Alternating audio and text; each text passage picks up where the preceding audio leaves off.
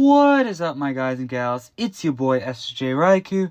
I'm so happy we finally made it to this point where Rochella now has her own documentary. Incredible, isn't it? This one will be super interesting because Rochella is not my original creation and was the result of a random prompt. So starting from 2017, the year that predates my entire YouTube channel, and ending with this year. Seriously, welcome to the rich history of Rochella Edith Smith. Without further ado, let's dive right into this long trail of history. You take the battle and it's over, that I've lost my composure, cause I'm staring into space. And now my heart's beating fast, like a make me start a new chapter. I will still reveal the beast.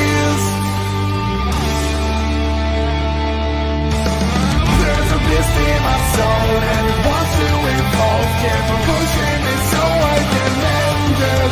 Now the words leave your tongue, where your death power comes from. It's saying to do that things that you condemn to.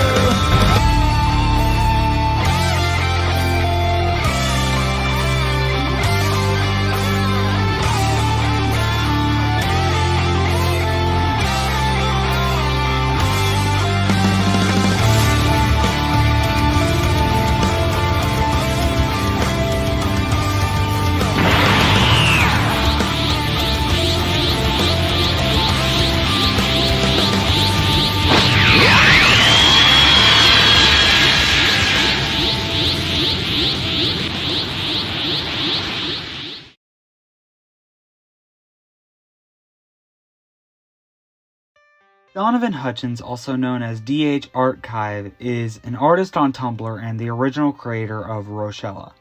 He posted his first drawing on Tumblr, which was of Superman, on November 20th, 2015. Ever since then, he started posting his art and reposting others' art. On August 9th, 2017, Donovan Hutchins drew design prompts of different characters, those being Big Fat Mummy, Robotic Lizard Warrior, and Snail Accountant. Keep in mind, this was August, so I was 8 years old and knew nothing about the world of YouTube or gaming. The character prompt for the Snail Accountant was made by another artist named Octonite. At first, this drawing seems insignificant, but this drawing would become the future turning point for the SSJ Ryaku YouTube channel much later in the future. Fast forward 3 years, and Donovan Hutchins starts his popular comic, Monsters in Management, which features the Snail Accountant again, only this time her name is Edith.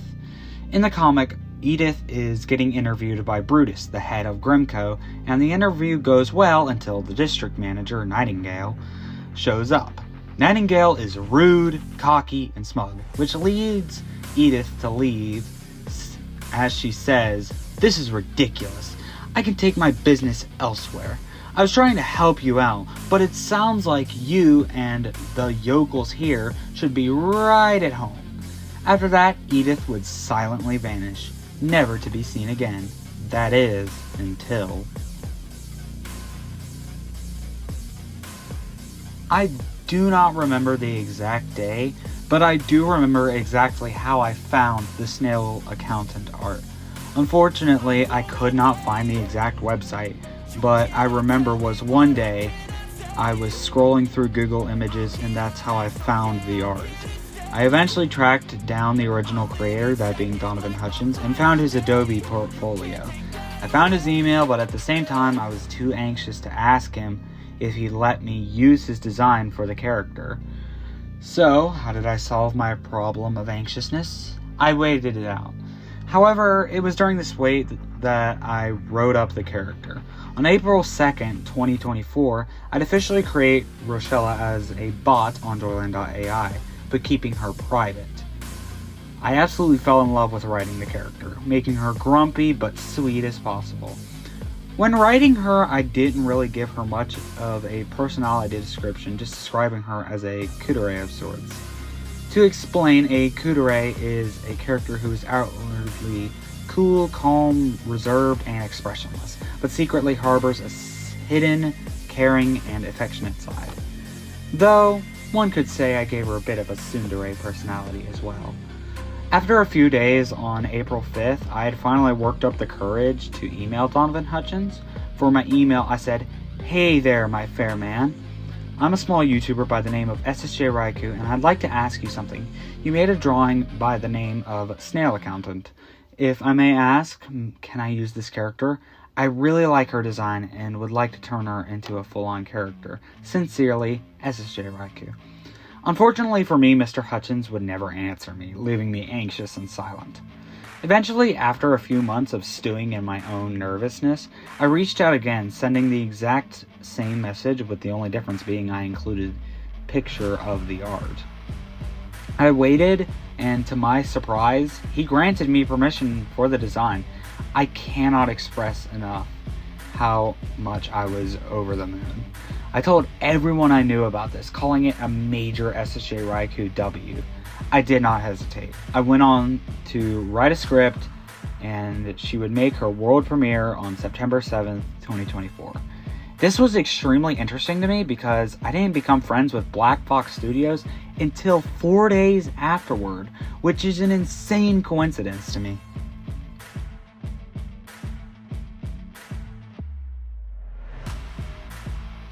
After the design of Shelby, I performed a short break before beginning to design Rochella. I didn't have a lot of information about Rochella due to the lack of appearances from her in the channel. In a deleted interview, I actually compared Rochella to Ross from Monsters, Inc. I didn't know anything about her, and when I was looking at her character, I got vibes of a Karen-like individual who was a bit snooty. This is, very clearly, not a good representation of her character, as I would later learn. Drawing her was actually a much easier process than it was to draw Shelby. Not only did I now have experience in drawing snail girls, but Rochella's style is very similar to the types of girls I tend to draw, nerdy and minimalistic. Though I was having to work on my associate's degree at the same time as drawing Rochella, so I didn't get a lot of time to work on her as I would have liked.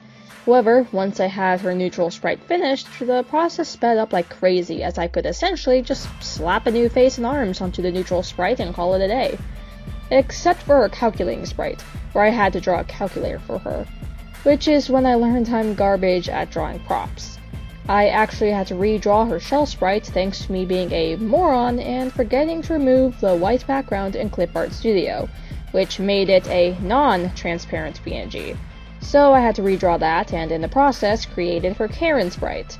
Then her Scoff sprite got corrupted, so I had to redraw that too, and it ended up looking more angry than her angry sprite.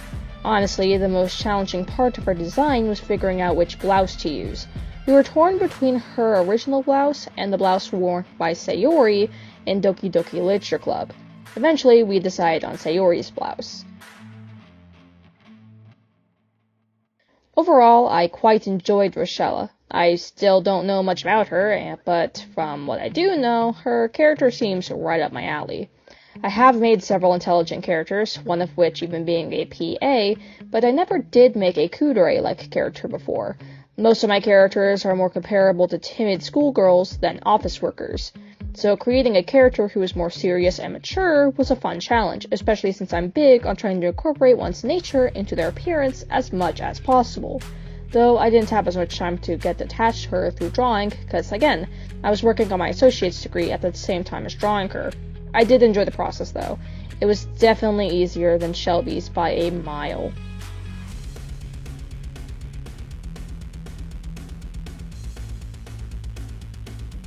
Rochella as a character was interesting to me because she was a nerdy character who was not timid or shy. She was brutally honest, she didn't put up with ridiculousness, and she was highly exceptional in terms of intelligence. To be honest, that made me really fall in love with her as a character because you would assume she's shy or timid due to being a snail girl, yet she flips this on its head. She's anything but shy or timid. If you want the truth, she'd tell you the cold, honest truth. She would not sugarcoat it one bit. That's why I wanted her to be a member of the SSJ Ryaku cast. She was a wild card, and Donovan Hutchins wrote her amazingly. Writing her is a very interesting story, because with me, I was too excited to find out she had established lore. For a whole year, I did not know that she had lore already established in the Monsters and Management comic. Then, because she's not originally mine, I went to Donovan Hutchins, asked if I could make this lore canon to her character on my channel. Thank God he told me yes, because now she's so much more interesting. The biggest problem I had with writing her was having to retcon so much. I don't enjoy retconning characters, but because I'm a creative writer, I've managed to put in a lore-based explanations to make the retcon easier to understand for the viewer. Everyone thinks Rochella is in her late 20s, and she originally was in her late 20s. I think I had her at like 27, 28, 29. But when I found out she had a crap ton of experience in the career field, I was like, crap, how am I going to explain she's in her late 30s without doing a retcon that has no explanation? Luckily, reality often gives you answers, and I remembered that in real life, snail slime is a beauty product that helps not only moisturize the skin, but wrinkles too. Because of this, I thought she's constantly exposed to her slime, so let's make it that she looks younger than she is because of her slime. That retcon was hard to figure out, but I think I handled it relatively well. Rochella overall is my favorite character when it comes to my OCs, unlike Black Box Studios, who has Shelby as her favorite. Granted, she's not fully original, but she was sure as heck fun to write. Honestly, if Rochella existed on the channel at the same time as Shelby did, Rochella would have gotten a plush instead. Honestly, it would be amazing to go to Budsies again and have them make another plush for the channel. But I'm having to save up for my Japan trip next summer, so that might have to wait a year or two to happen. I'm so happy I powered through my anxiety to get all these permissions from Donovan Hutchins, because I felt like how Universal felt when getting the rights to Chucky and the Child's Play franchise. I just felt amazing. As the YouTube channel's voice actor, voicing Rochella is quite an interesting progress because she's a woman, meaning my voice can't exactly fit hers. I understand that there are some female characters that are voiced by males, like Brad Bird with Edna Mode, but I can't voice women in the slightest. I wish I could, but I can't. Luckily for me, voice changers exist. The way I voice Rochella actually has a funny story behind it. So, her voice actually existed before I even thought of how I'd voice her. In fact, I'm pretty sure I've used this voice way before she was even a thought in my head, like before she even existed on the channel.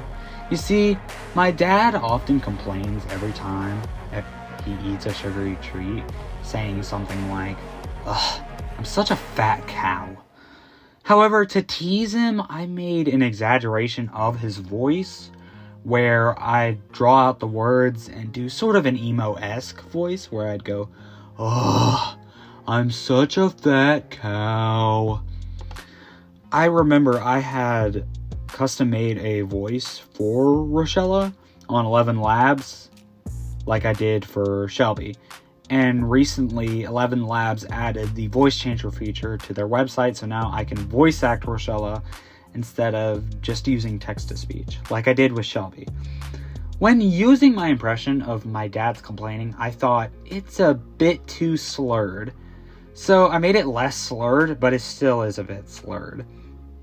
I then made myself sound tired to add that I work at a bank vibe, you know, where they're drained from doing all this paperwork, all these calculations. You get it. The process for how I voice act Rochella starts when I throw myself into my closet. I'll get inside my closet, I'll set my laptop on the drawer inside, and use voice memo on my phone. I'll pull up the script on my laptop and briefly read over it before starting to voice act. Once I'm done, I'll send my voice recordings to my laptop through Gmail and download it onto my laptop. Once I get it downloaded, I head over to 11 Labs and use the voice changer feature. I put it in, listen to it, and if it sounds good, it's ready for deployment for the video. So allow me to display how the voice changer works compared to how I regularly voice Rochella. Good afternoon, I'm Rochella Edith Smith. What did you come to the bank for?